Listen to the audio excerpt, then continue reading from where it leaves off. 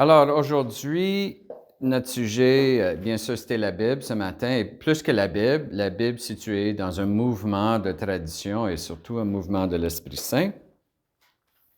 Mais ce mouvement se poursuit toujours et c'est là où la question de la prédication arrive. J'ai mentionné comment il y avait la période sub-apostolique, les gens qui avaient connu les apôtres, comme Saint Polycarpe, qui était un disciple de Saint Jean. Il y a la période des pères de l'Église où les différentes controverses, on examinait ça. C'était un temps de beaucoup de ferments euh, théologiques, discussions, mais toujours avec référence aux Écritures et bien sûr référence aux pères subapostoliques et les conciles et les théologiens avant eux. Beaucoup de ces opinions des pères de l'Église nous sommes parvenus par le biais des homélies. Les homélies étaient utilisées pour communiquer cette vérité parce que n'oublions pas, c'est la liturgie qui nous a donné la Bible. Donc, le prêtre ou l'évêque prêchait une homélie, mais il ne prêchait pas dans le vide, il prêchait à des gens. Et les gens l'entendaient et les gens disaient, « Oh, tel prêtre, ça a de l'allure versus, oh non, lui, c'est un fou, il ne sait pas de quoi il parle. » Alors, curieusement, le peuple peut un peu voter par leurs pieds et dire entre eux, ben tel, oui, il a du bon sens, et l'autre, non, non, il n'a pas de bon sens. Alors, vous savez, il y a une interaction entre le prédicateur et le peuple. Le peuple n'est pas uniquement là pour avaler les paroles. Il y a toujours... On peut être très poli assis à la messe, mais on retourne chez nous. Je ne sais pas si c'était pour vous, mais dans ma famille, on retournait après la messe, puis on discutait l'homélie pendant notre lunch en famille. Donc, il y a un processus de réception. J'ai mentionné réception des Écritures, mais réception aussi de la prédication. Une prédication qui est supposée d'être un commentaire d'un élément de notre tradition. Et l'élément de la tradition, bien sûr, le plus significatif, c'est la Bible. Alors, la prédication fait partie de ce processus de réception de la Bible à travers les siècles. C'est pourquoi la prédication et surtout l'homélie, ça fait partie de la liturgie. C'est pas comme si on fait la messe, puis on arrête pour un moment d'enseignement, puis on continue avec la messe. C'est une partie intégrale de la messe, parce que c'est dans le mouvement, le chronos de cette révélation et cette réception de la révélation à travers les siècles. Donc, l'homélie, la prédication pendant la messe et par analogie, les autres homélies, sont très, très importants. Avec l'arrivée de la réforme protestante, on était dans une situation où peu de catholiques connaissaient la Bible, en partie parce que, encore une fois, on écrivait à la main, la Bible coûtait cher. Donc, à la messe, on avait uniquement quelques extraits de la Bible et jamais la Bible, entièrement la Bible, même à travers plusieurs semaines. Les évangiles, oui, les écrits de Saint Paul, oui, il y avait un focus, un peu l'Ancien Testament, dépendant des saisons, un peu les Actes des Apôtres, mais il y avait des livres complètement ignorés pendant le cycle à la messe. Les livres se trouvaient toujours dans les Bibles écrits à la main, mais ce n'était pas dans l'expérience du peuple. Et la messe était en latin aussi. Alors arrive Martin Luther. Qu'est-ce qu'il fait? Il traduit la Bible en allemand. Et il commence à dire, la Bible, c'est la seule règle de notre foi. Et il commence à interpréter la Bible, où il a la crédibilité de son expertise. Alors il dit, je suis l'expert, je l'ai traduit pour vous, et donc le pape, on n'a pas besoin de l'entendre, ou ces éléments de doctrine, on peut les mettre de côté parce que c'est la Bible qui est notre seule règle de la foi. Parfois, on entend une accusation contre l'Église catholique où les gens disent « l'Église avait interdit aux gens de lire la Bible ». Il y a même des catholiques d'une certaine génération qui pensent que c'était vrai. L'Église n'a jamais interdit la lecture de la Bible, mais Martin Luther, il fait une traduction, d'autres vont faire leur traduction. Il y a des traductions dans la langue vernaculaire qui sont plus ou moins correctes, comme j'ai déjà expliqué. Ça prend une autorité pour garantir la qualité de la traduction. Est-ce que l'Église, à certaines époques, avait dit oui, lecture de la Bible, mais pas telle traduction, telle version? Absolument. Et bien sûr, la version interdite, c'est la version des gens qui disaient que l'Église interdisait la lecture de la Bible.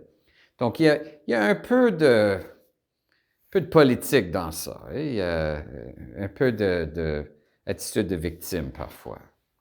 Alors, l'Église n'a jamais interdit la lecture de la Bible. En même temps, il y a des écoles de pensée dans le protestantisme qui disaient on n'a pas besoin d'autorité, donc tout ce qu'on a besoin de faire, c'est d'avoir des groupes de lecture, on va lire, l'Esprit Saint va nous inspirer, nous serons guidés dans l'interprétation directement par l'Esprit Saint.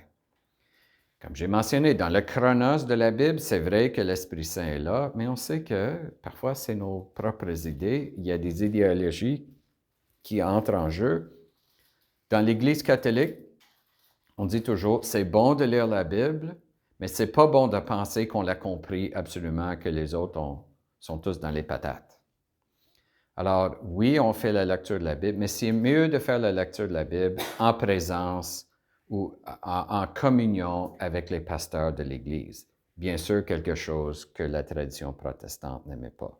Donc, c'est vrai, dans l'Église catholique, surtout avec le coût des Bibles, le fait que beaucoup de gens étaient analphabètes, toutes les réactions autour de la réforme protestante, on disait aux gens, si vous voulez recevoir votre doctrine, là, si on lit la Bible, ça va poser toutes sortes de questions. On a déjà mastiqué tout ça, on a déjà mis ça dans un paquet. Venez pour les homélies vont vous expliquer tout ça. Alors, lecture de la Bible, mais c'est vraiment la prédication qui était le lieu de la formation. Et l'homélie ou la prédication pendant la messe, on allait d'une homélie qui était un commentaire d'un élément de la tradition et majoritairement un commentaire sur les Écritures. Et c'est devenu ce qu'on appelle des sermons. Pour s'assurer que les chrétiens, les catholiques recevaient une bonne formation dans la foi, les évêques publiaient des calendriers de sermons. Alors, l'idée, c'est, cette semaine, vous allez parler du commandement, il ne faut pas tuer. Deuxième semaine, vous allez parler, il ne faut pas commettre d'adultère. Troisième, alors, c'était une série de sujets que les gens, les leaders pensaient, c'est important pour le peuple de comprendre ça. Mais le calendrier des sermons n'était pas nécessairement le même calendrier des lectures bibliques. On commençait à avoir une certaine séparation dans le temps et la lecture de la Bible était un élément de la messe et la manière de célébrer. Bien sûr, le prêtre était dos au peuple, donc il avait le missel sur l'autel, il lisait la lecture en latin, puis après, il montait en char. Littéralement, on connaît les églises où il y a le lieu de la prédication en haut. Pourquoi? Parce qu'il n'y avait pas de micro. C'était dans une église, grande église, il avait besoin de faire ça. Et il prêchait un sermon. Donc, prédication, le mot prédication inclut les homélies, ça inclut aussi les sermons. Avec Vatican II, qu'est-ce qu'on cherche à faire? On cherche à revenir aux sources. On cherche à revitaliser l'utilisation de la liturgie, revenir aux institutions depuis le début de l'Église et on commence à dire c'est mieux de faire des homélies que de faire des sermons. Il faut faire des homélies, pas des sermons. Et quand vous allez faire la lecture de Sacrosanctum Concilium, que vous allez faire, vous allez noter deux choses. Premièrement, une orientation très claire du Concile Vatican II, il faut ouvrir la Bible davantage. Donc maintenant, pourquoi est-ce que notre lectionnaire, on a les années A, B, C, ou pour les messes de semaine, on a année 1, année 2, des lectionnaires qui... Bon, si on mettait tous les lectionnaires ensemble, c'est épais comme ça, un par-dessus l'autre. Pourquoi? Parce que si on veut lire toute la Bible, ça prend plus de temps. Alors, on sépare ça en plusieurs années. Mais la qualité du nouveau lectionnaire qui, au lieu de essayer de faire tout dans une seule année avec quelques écrits et manquer le reste, notre lectionnaire est tellement bien fait que beaucoup d'églises protestantes ont adopté le cycle de lecture de l'Église catholique. Ça, c'est un compliment. Ça, c'est un compliment œcuménique. Ça s'appelle le lectionnaire commun révisé, Revised Common Lectionary. Alors, si on va dans une église anglicane et on entend la lecture, c'est probablement la même lecture qu'on entend dans l'église catholique. Pourquoi? Parce qu'eux autres ont adopté le cycle de lecture que nous utilisons. Comme je dis, c'est un beau compliment. Pas toujours, il y a parfois des ajustements. Une autre chose qu'on a fait dans la messe, surtout la messe de dimanche, on ajoute une deuxième lecture. Alors, première lecture, deuxième lecture, évangile. Messe de semaine comme aujourd'hui, première lecture, évangile. C'était comme ça pour toutes les messes avant. Alors, pourquoi est-ce qu'on a ajouté une deuxième lecture? Parce qu'on voulait ouvrir le trésor de la Bible et partager ça. Alors, la première orientation de Vatican II, plus de lecture biblique. Deuxième orientation, changer l'homélie, pas de sermons, qui étaient des sermons plus de sorte catéchétique, mais le contenu qui est basé sur l'autorité de l'Église. Parfois, un sermon, c'était la lecture d'une encyclique du pape ou quelque chose. Bien sûr, l'enseignement de l'Église a ses racines dans l'Écriture sainte et dans la tradition dans sa totalité, mais l'idée, c'est d'avoir un lien plus étroit entre les deux. Et la raison pour ça, une autre chose, avant Vatican II, la messe était divisée en deux parties. On avait ce qu'on appelle la messe des catéchumènes et la messe des fidèles. Alors, un catéchumène, c'est quelqu'un qui se prépare pour être baptisé. Dans l'Antiquité, les gens qui se préparaient pour le baptême, ils arrivaient pour la messe, mais ils restaient juste pour la première partie. Ils entendaient les lectures, ils entendaient l'homélie, donc les catéchumènes qui se préparaient pour devenir chrétiens, ils entraient dans tout ce mouvement de la lecture biblique, mais parce qu'ils n'avaient pas été baptisés, ils ne pouvaient pas recevoir la communion, donc ils restaient juste pour la première partie, puis il y avait un renvoi. Le mot « messe » vient du mot latin « missa »,« missa est », qui devient messe, mais ça veut dire vous êtes envoyé. You are dismissed. Donc, l'idée, c'est les catéchumènes. Après cette partie, on dit au revoir. C'est la première envoi.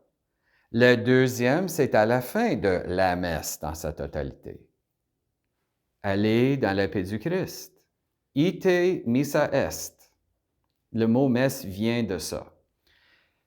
Aujourd'hui, si on est en paroisse, puis on a des catéchumènes qui se préparent pour le baptême, parfois, si la paroisse utilise tout le rituel, il y a l'envoi des catéchumènes.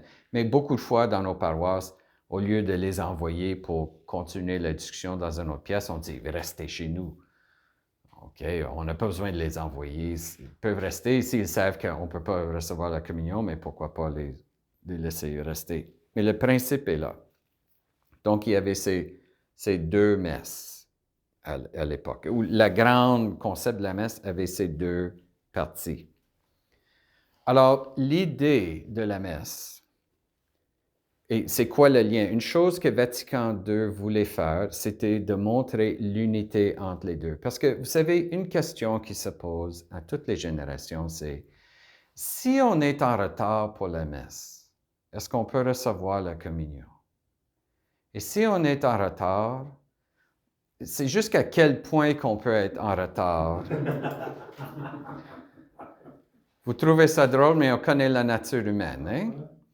Alors, la question, c'est quoi le sens de la première partie si on veut avoir la deuxième? Donc, parce qu'il y avait ces deux parties, dans la psychologie des gens, il y avait comme une séparation. Il y a des gens qui allaient à la messe juste pour l'Eucharistie. Ils arrivaient à l'offertoire, ils recevaient la communion, ils retournaient chez eux pour déjeuner, puis ils revenaient après pour une messe un peu plus tard pour avoir les lectures et l'homélie. Ils inversaient les deux, même les séparer dans le temps. Et l'argument, c'était, bien, c'est deux messes séparées ou distinctes, alors pourquoi pas? Bien sûr, dans l'Église, on n'a jamais dit que c'était correct.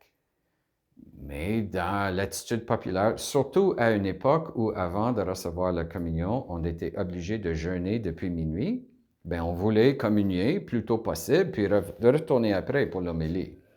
OK? Pratico-pratique. Le peuple de Dieu est très pratique. Alors, avec Vatican II, on voit ça. C'est une déviation. N'oublions pas, Vatican II veut revenir, renouveler la liturgie. Alors, au lieu d'appeler ça deux messes, on appelle ça liturgie de la parole, liturgie de l'Eucharistie. Quand vous allez faire l'étude de votre missel, vous allez voir que ces deux grandes parties sont appelées comme ça. Et dans Vatican II, le Concile, Sacrosanctum Concilium, dit dans le renouvellement de la messe, on veut montrer l'unité entre ces deux parties. Je pense que c'est assez bien réussi. Je connais aucune paroisse aujourd'hui où les gens arrivent pour la communion puis reviennent pour la deuxième messe pour l'homélie. C'est pas comme ça. On sait que c'est une unité.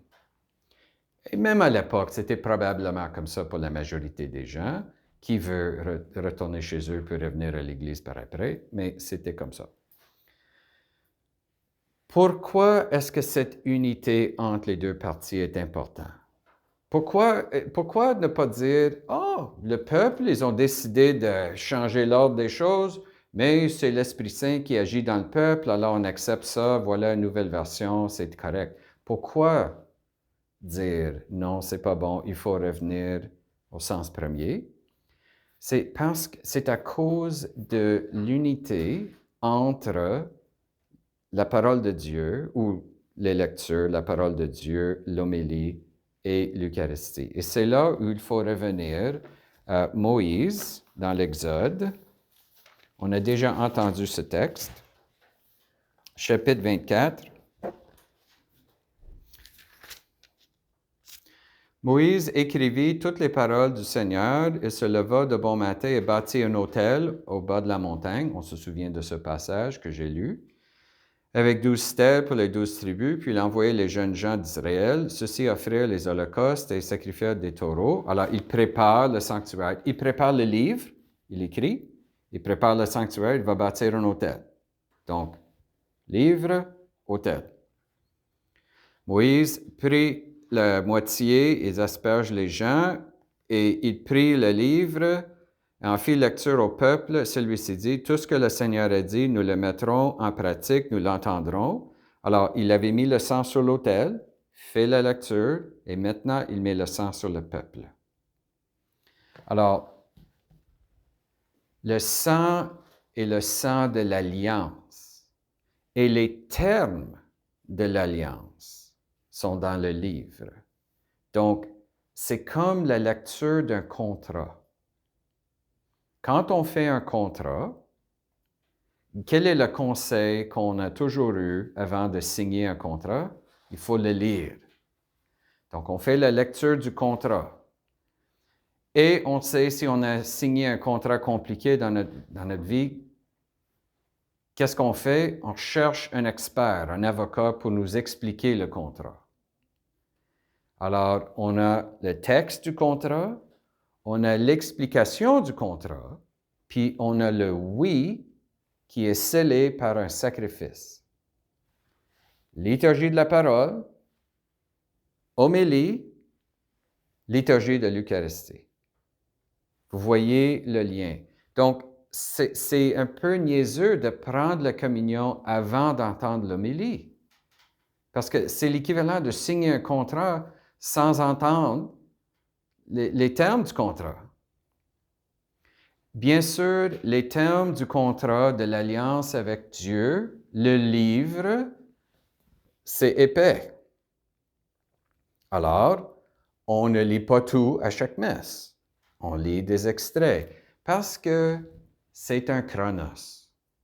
On a un peu ici, un peu là, mais entrer dans cette alliance avec Dieu, il y a un kairos qui est vraiment Jésus qui vient parmi nous, mais le reste, c'est notre réception de ça. Donc, à la messe, si on va à la messe régulièrement et si on fait notre bréviaire, la liturgie des heures, il y a un office dans le bréviaire qui s'appelle l'office des lectures, qui ouvre, ça complète les lectures à la messe, un peu comme le bréviaire est un complément à la messe, comme on a vu hier soir. Donc, entre la messe et le bréviaire, on a vraiment toute la Bible dans un contexte liturgique. Et chaque fois qu'on reçoit la communion, qui est le fruit de ce sacrifice, le sacrifice de Jésus sur la croix qui est présenté à nous, qu'est-ce que ça dit? La dernière phrase de l'Exode 24 de ce passage, Moïse prit le sang, en aspergea le peuple et dit, « Voici le sang de l'alliance que le Seigneur a conclu avec vous, sur la base de toutes ces paroles. » Le lien entre le sacrifice puis les paroles. Et Moïse monta, ainsi qu'Aaron, Nadav et Abihu, et 70 des anciens d'Israël. Ils virent le Dieu d'Israël, et sous ses pieds, c'était comme une sorte de pavement de l'azulite, d'une limpidité semblable au fond du ciel. Sur ces privilégiés des fils d'Israël, ils ne portaient pas la main, ils contemplèrent Dieu, ils mangèrent et ils burent. Donc, après le sacrifice, ils mangent puis ils boivent. C'est le sacrifice de l'alliance nouvelle et éternelle que nous avons à la messe. Alors, la messe a une structure importante. C'est pourquoi Vatican II, ils ont dit, on veut montrer l'unité entre la liturgie de la parole et la liturgie de l'Eucharistie, et on veut l'homélie. La fonction de l'homélie. La fonction du sermon, c'est de catéchiser. La fonction de l'homélie, bien sûr, c'est un enseignement. On veut que les gens deviennent plus smart. Mais la fonction de l'homélie, c'est plus que ça. C'est d'aider les gens à entrer dans le chronos de la révélation. On fait la lecture de la Bible. C'est, si je peux montrer mon kairos et chronos.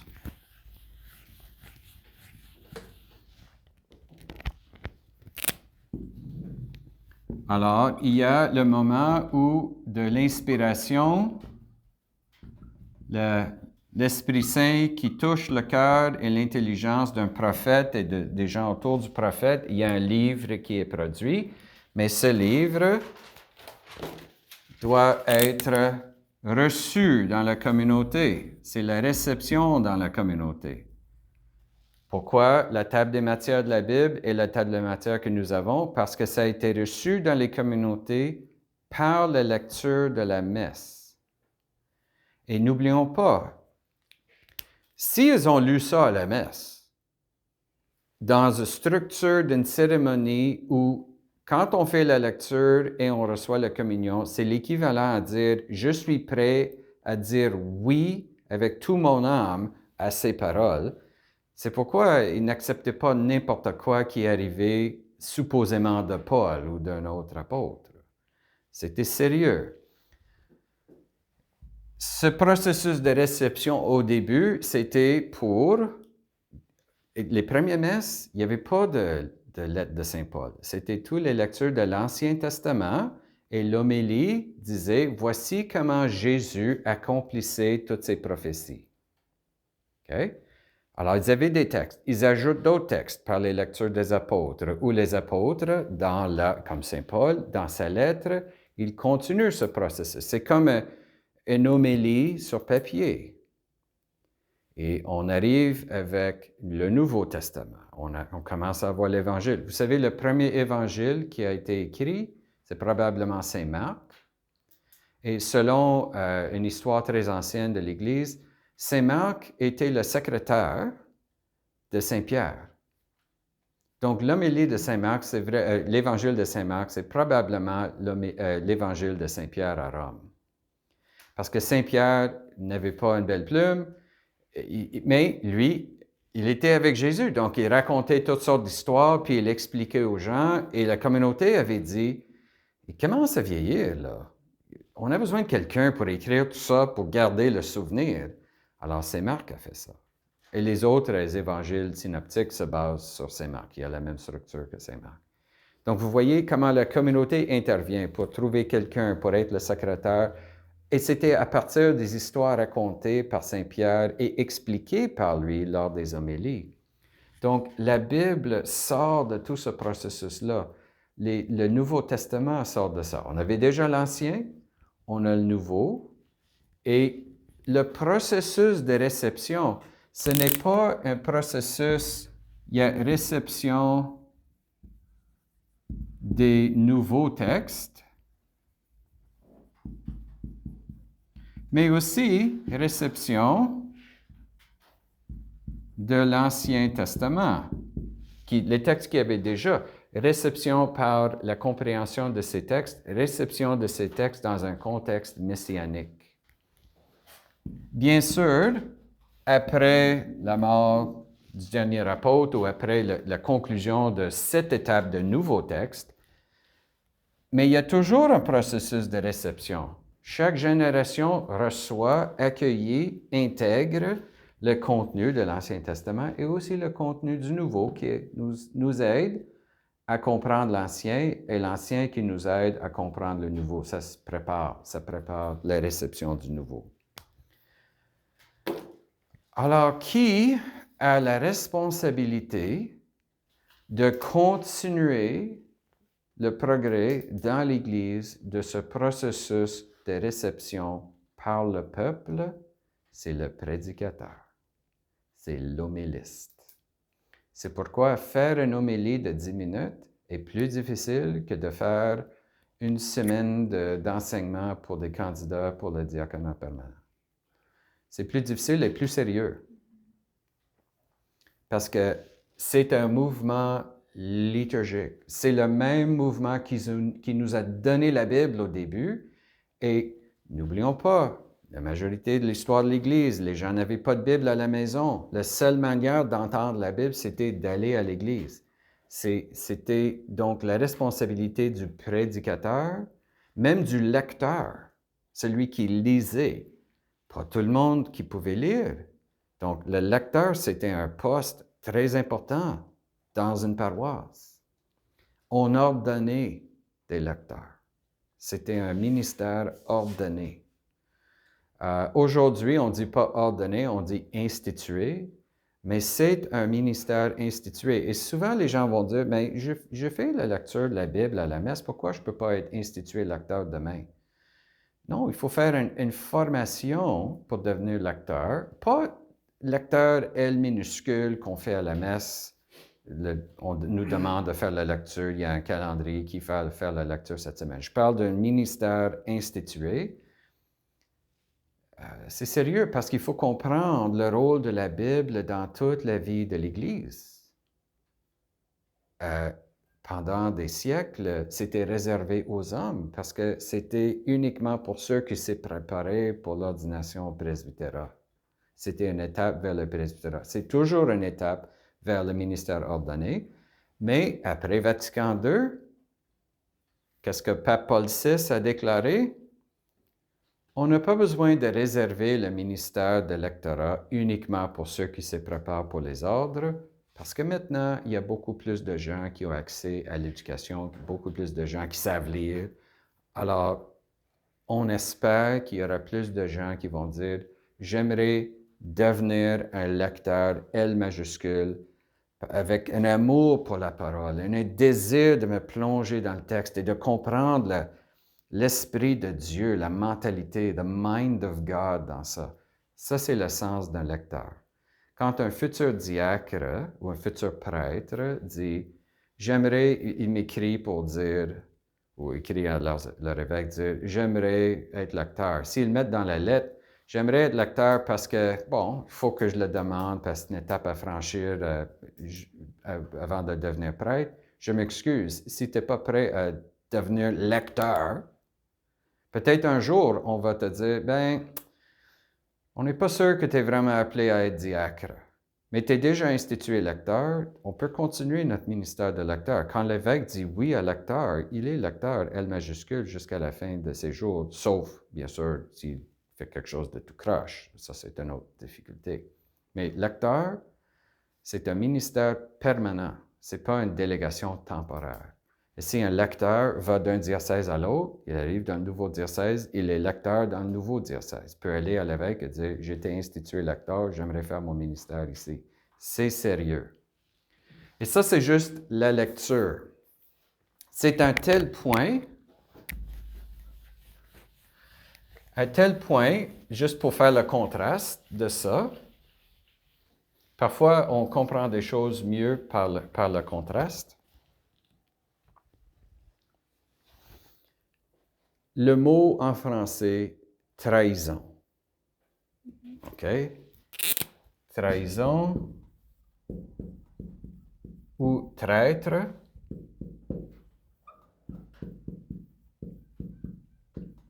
C'est très négatif, n'est-ce pas?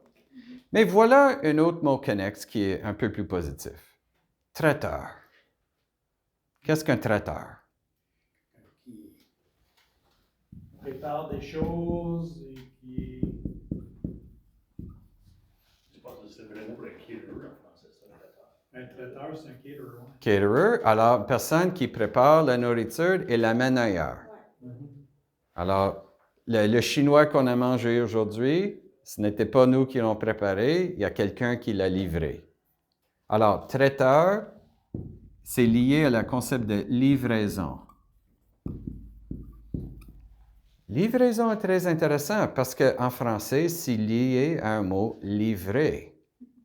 Et livrer quelqu'un, livrer une chose veut dire amener, mais livrer quelqu'un, Jésus était livré, c'est la trahison. Donc, il y a un lien entre ces mots. OK? Qui étaient les premiers traîtres? Quand est-ce que le mot traiteur est devenu le mot traître? Quand est-ce que ça a perdu sa connotation positive et est devenu un mot négatif? C'était à l'époque des persécutions par les Romains. Alors, imagine, on est gouverneur dans l'Empire romain. On reçoit une ordonnance de l'empereur qui dit « il faut commencer à persécuter les chrétiens ». Puis on se dit « ah, pas encore. J'ai enfin la paix dans ma province et maintenant je dois recommencer à faire ça. Peut-être il y a des formes de persécution moins violentes. Alors, une manière de faire la persécution, parce qu'il voulait écraser les communautés, n'est-ce pas? C'était le sens, de faire disparaître le mouvement chrétien. On peut faire ça en tuant tous les chrétiens, mais peut-être il y a d'autres manières. Sachant que les livres étaient très importants et ça coûtait cher pour les remplacer, il disait à ces communautés, peut-être on va vous arrêter tous, mais on va faire un deal. Si vous êtes prêts à livrer les livres, on va les brûler, et comme ça, tu n'auras pas besoin d'être tué ou arrêté par la police. Si tu refuses, on va t'arrêter, on va te persécuter, on va te mettre en prison, on va te donner au lion. Qui étaient les ministres dans l'Église qui avaient accès aux lectures bibliques? Mais les lecteurs, c'est qui faisaient la lecture. Donc, un lecteur qui avait peur de la persécution, qu'est-ce qu'il faisait? Il allait là où les livres étaient cachés parce qu'il savait où ça se trouvait. Il les prenait, les amenait aux autorités pour les faire brûler. Il était le traiteur de ces livres. Le caterer of the books. Donc, un traître. Alors, vous voyez, le ministère de lecteur dans l'Église, l'opposé à ça, c'est le anti-ministère de traître.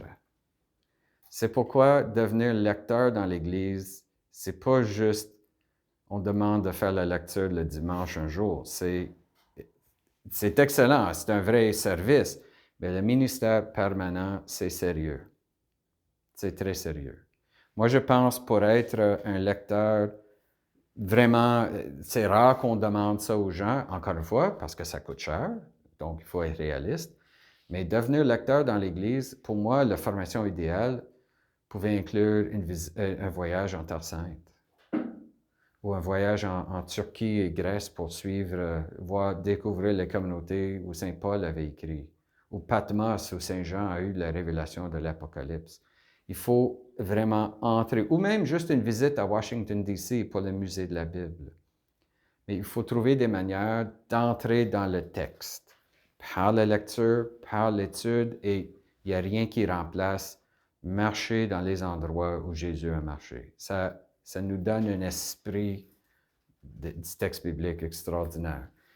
Actuellement, il y a un peu trop de guerre dans ce pays, alors on ne peut pas l'obliger. Et bien sûr, pendant la majorité du temps, comme la majorité du temps, les gens n'avaient pas de Bible, et la majorité des lecteurs qui avaient accès aux Bibles, mais n'avaient pas à la maison, et bien sûr, n'avaient pas l'argent pour faire un pèlerinage en Terre Sainte. Donc, c'est rare qu'on a ça. Mais je peux vous garantir que les gens qui vont faire ce pèlerinage, ils reviennent transformés. Something to save up for. OK.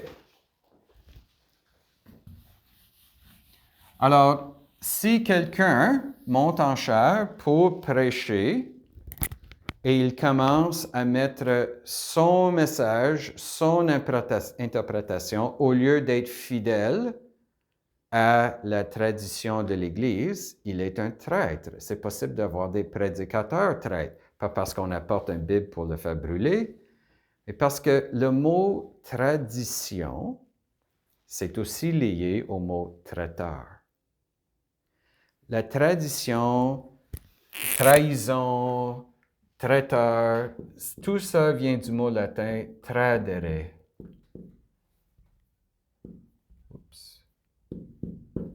C'est un verbe qui veut dire porter ou apporter. Alors, la tradition veut dire porter la vérité d'un endroit à l'autre, d'une génération à l'autre, à travers le temps. Et la liturgie, et ça inclut la Bible parce que la Bible est un produit de la liturgie, c'est comme un panier dans lequel on trouve tous les éléments de notre tradition.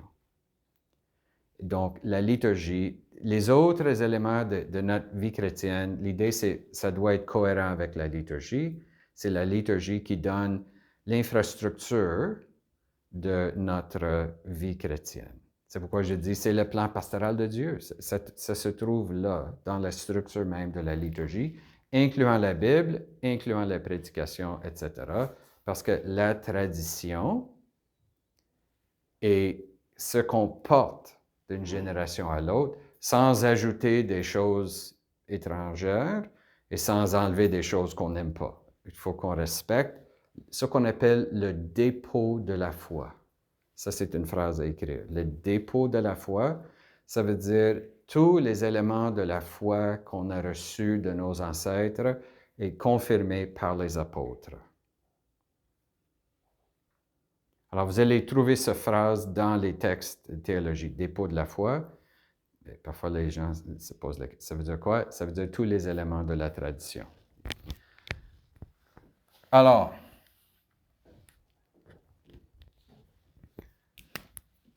le moment, il y a des homélies, on fait des homélies lors d'un baptême, lors d'un mariage, mais bien sûr, le mot homélie veut dire, dans le sens strict, la prédication à la messe. Parce que c'est à la messe où on a la lecture, l'explication et le sacrifice et on mange et boit. Donc, on a tous ces mouvements. L'homélie lors d'un baptême, l'homélie... Vous savez, avant Vatican II, pour les autres sacrements comme le baptême, souvent, il n'y avait aucune lecture de la Bible. Il n'y avait aucune prédication. C'est venu après parce que, encore, Vatican II voulait que la Bible entre dans tous les autres sacrements. On faisait des mariages à la sacristie si c'était un mariage entre deux personnes dont une n'était pas catholique. C'était très réduit. Aujourd'hui, on fait ça avec beaucoup plus d'ampleur parce que, encore, on veut que les gens entrent dans ce contact avec la Bible. Mais le mot homélie, dans le sens strict, veut dire homélie à la messe. Donc, à la messe, qu'est-ce qu'on a? Liturgie de la parole.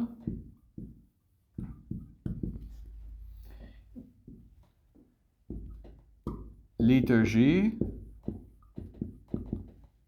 de l'Eucharistie.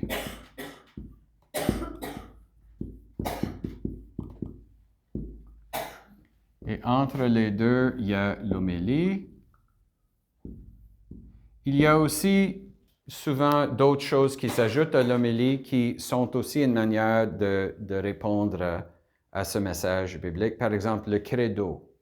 Le credo arrive ici parce que le credo est un résumé de la foi. Donc, c'est une manière, comme j'ai dit, on ne peut pas lire toute la Bible à chaque messe, mais quand on récite ensemble le credo, c'est une manière de dire, on récite les éléments essentiels de la doctrine. Ça fait partie de ce mouvement. On est en train de dire la parole et l'homélie qui doit être cohérent avec le credo. C'est aussi le moment où on offre nos prières, nos intercessions. C'est une manière... Les intercessions sont plus une préparation pour la partie de l'Eucharistie. On dit quelles sont les intentions pour le sacrifice et le credo, c'est la conclusion de cette partie-là, dans le terme des mouvements. OK? Alors, qu'est-ce que l'homélie fait?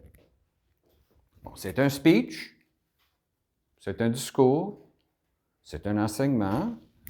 Donc, c'est une prédication liturgique. On ne peut pas faire d'homélie en dehors de la liturgie. Ça, c'est un non-sens. Une homélie est nécessairement liturgique. Une prédication liturgique qui rend présent un élément de la tradition et propose des moyens de le recevoir. Recevoir, ça inclut mettre en application. Moïse fait la lecture. Les gens disent, tout ce que vous avez dit, nous allons faire. Donc, il rend présent Tout ce qu'il a entendu sur la montagne, il avait entendu, il l'apporte aux autres. Il est le traiteur de la parole de Dieu. Il rend présent tout ça au peuple et ils disent, on accepte de le faire. Ils le reçoivent, pas juste, merci de ces belles paroles, mais oui, on accepte de le mettre en application. Bon, il faut dire que le peuple avec Moïse était devant la montagne où il y avait une grande théophanie. On dit oui à n'importe quoi. Dans une paroisse à Corbeil, peut-être il faut les convaincre un peu plus, où il y a des choses contestées, ou pourquoi est-ce que dans ce film d'Hollywood c'est possible, mais ici dans l'Église on dit autrement. Il y a toujours des questions.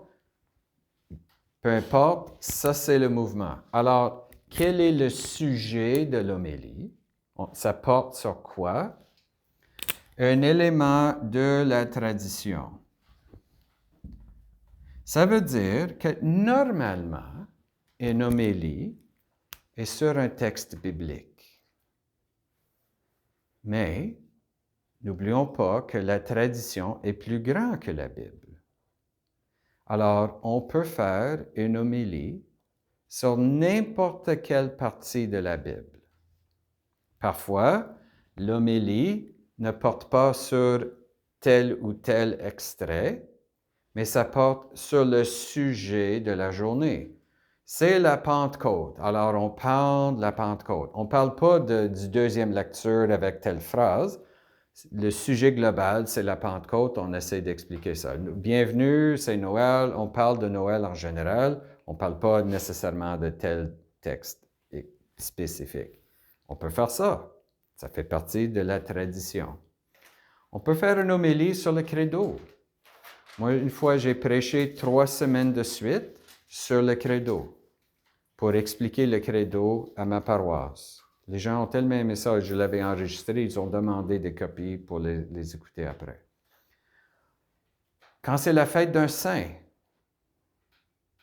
bonjour, c'est la fête du frère André. Je vais vous parler du frère André. C'est pas dans la Bible, frère André est venu des siècles après. Mais l'Église a dit, on peut fêter tel saint, telle journée, c'est maintenant dans la liturgie, par le calendrier, on peut prêcher au sujet de frère André, tout ce qu'elle a fait et comment il est un bon exemple pour nous. Voilà quelque chose que les apôtres n'auraient jamais fait. Frère André n'était pas vivant. Alors, ça montre que la réception de la Bible, de la tradition, se fait dans la vie des gens. Et si ces gens deviennent des saints, leur exemple entre dans la tradition et peut continuer. La tradition a un élément conservatrice, ça conserve le dépôt de la foi, mais ça nous ouvre à le plein accomplissement du dépôt de la foi dans la vie des gens. Alors, l'homélie peut se porter sur ça. Il faut dire que moi, j'ai vu des homélies. On voit que l'homéliste cherche à faire un peu de gymnastique. Homélie gymnastique, c'est quand, après Vatican II, il y a des écoles de pensée où on disait il faut que l'homélie porte sur tous les 3 lectures. Alors, il cherchait à faire le lien entre les 3 et on voit que c'est comme il saute d'une lecture à l'autre pour montrer c'est quoi le thème global. On n'a pas besoin de faire ça. Quand on prêche, on peut choisir même parfois juste un mot. Comme aujourd'hui dans mon homélie, je dis la parole ici qu'on ne trouve pas ailleurs, c'est la parole Dieu est amour. Le reste, j'ai bâti autour de ça pour expliciter ça. Mais j'ai prêché sur 3 mots. On peut prêcher sur la prière d'ouverture, le collecte. On peut prêcher sur, je sais pas, le signe de la paix. N'importe quel élément de la tradition, bien sûr applicable à la messe de cette journée-là, on peut le faire. Ou s'il y a une occasion spéciale. Quand le pape a fait l'ouverture de la Porte Sainte à Rome à Noël, est-ce que son homélie portait sur Noël? Ou quand il l'a fait à Saint-Jean-Latran pour la fête de la Sainte Famille, peut-être son homélie portait sur la Sainte Famille, peut-être son homélie portait sur la Porte Sainte, le fait qu'il y ait le jubilé 2025. On a des options. Et c'est là où le prédicateur est appelé à connaître son monde. C'est bon d'avoir des prédicateurs invités, mais ce qui est très important, c'est pour le curé de la paroisse ou des prédicateurs réguliers de la paroisse de connaître le monde, parce qu'ils peuvent enchaîner des homélies sur le temps. Et ils savent que leur monde, c'est des agriculteurs versus des gens qui travaillent dans le bois, dans les mines ou ailleurs. Ils peuvent connaître leurs soucis, leurs inquiétudes, leurs questions. Ils peuvent aider ce monde à entrer dans le mouvement de la parole de Dieu. Quand les premiers prédicateurs sont allés vers les Autochtones à Saskatchewan, ils étaient obligés de voir qu'est-ce que je peux dire, qu'est-ce que je dois dire pour aider ces gens à entrer dans le mouvement de la tradition, à recevoir le mouvement de réception de la parole et de l'Esprit Saint. Alors, l'homélie, ce n'est pas un speech comme les autres. Ce n'est pas juste un discours ou un enseignement. Moi, je pense, il y a une école de pensée autour de l'homélie, et je sais ça parce qu'il y a des gens qui m'ont dit ça quand j'étais en formation. L'homélie n'est pas un catéchèse. Ils disaient ça parce que ces gens avaient toujours le souvenir du sermon. Et le sermon qui était uniquement un sujet catéchétique comme un lesson plan dans une école. Mais quand même, l'homélie doit catéchiser parce que ça forme les gens, ça éduque les gens. Quand quelqu'un sort de la messe, s'ils peuvent dire « Hey, j'ai compris quelque chose aujourd'hui. Je me sens plus smart. Je me sens plus éveillé. Je me sens... J'ai une prise de conscience nouvelle. » Si on avait ça à chaque homélie, c'était pas juste de l'information qu'on reçoit, mais des prises de conscience, et on voit l'importance. Pendant nos explications ces journées-ci, j'espère que vous avez eu des prises de conscience, pas juste de l'information. On cherche à faire ça avec tous nos homélies, et on a 10 minutes. Un évêque peut avoir un peu plus, mais on a 10 minutes. Écoute, pourquoi est-ce que mes homélies sont plus longs? Parce que je n'ai pas le contact avec une communauté. Ils ne me voient pas régulièrement. Je suis un visiteur. Donc, premièrement, je peux me permettre d'avoir plus de temps et deuxièmement, ça me prend plus de temps pour développer la relation avec les gens. Mais maintenant que je suis évêque dans notre diocèse depuis 4 ans et je visite une paroisse et les gens disent « Hey, l'évêque est parmi nous, je peux prêcher, puis ils commencent à me connaître et c'est plus facile pour moi de simplement m'insérer dans le mouvement de réception, le mouvement homilétique de la parole de Dieu dans une paroisse. » Mais on a 10 minutes pour faire fructifier toute la parole de Dieu, ou peut-être pas toute, mais l'élément qu'on a. Et comme je dis, parfois les lectures sont longues, puis on veut commenter juste un petit détail. Alors, la gymnastique homilétique, c'est quand on cherche à dire trop, puis on saute d'un endroit à l'autre. Il y a aussi une sorte de gymnastique, comment tu dis ça en français? En anglais, I call it contortionist. Contorsion. Alors, c'est comme il y a un sujet dans le texte et quand les gens l'entendent, ça les choque. Alors, le prédicateur cherche à éviter le sujet et on s'assoit là puis on est comme, OK, comment est-ce qu'il va traiter ça? C'est quoi l'expression dans l'Épître aux Éphésiens?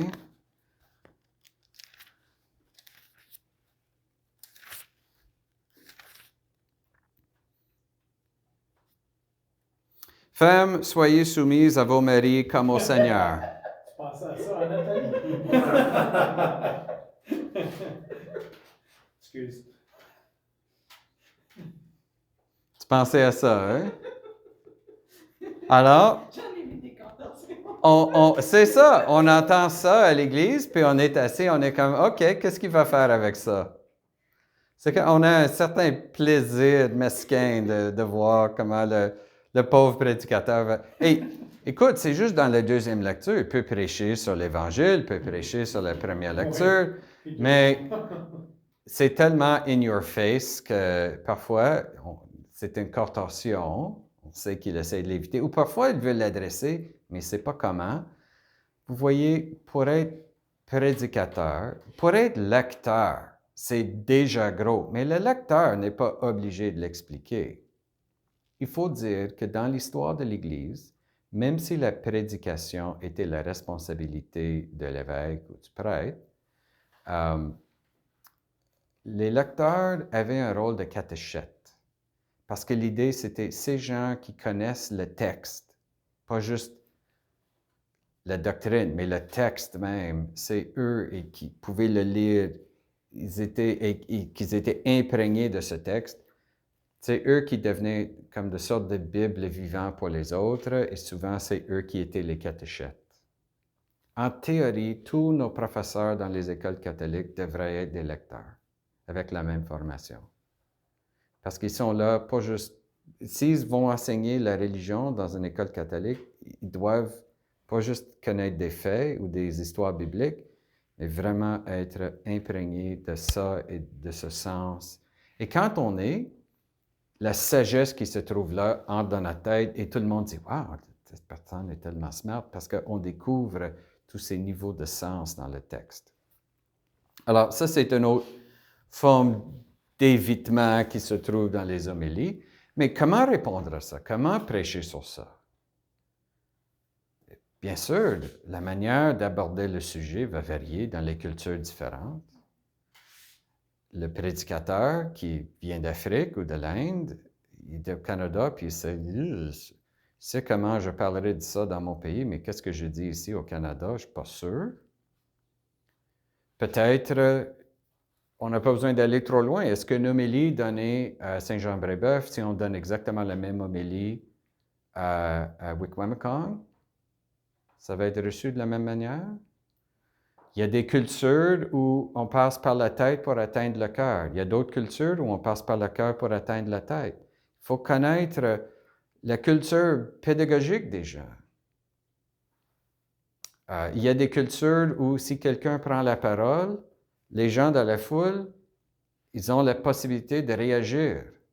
Ils ne sont pas juste assis là, figés comme des statues. Ils entendent quelque chose, puis ils vont commencer à dire « oui, oui, oui » ou « non, non, non ». Si on a vu des films, des prédicateurs dans des églises de souche africaine aux États-Unis, African American churches, « Amen, do I hear Amen? » Oui, oui. Il y a une réaction pendant le message qui se fait.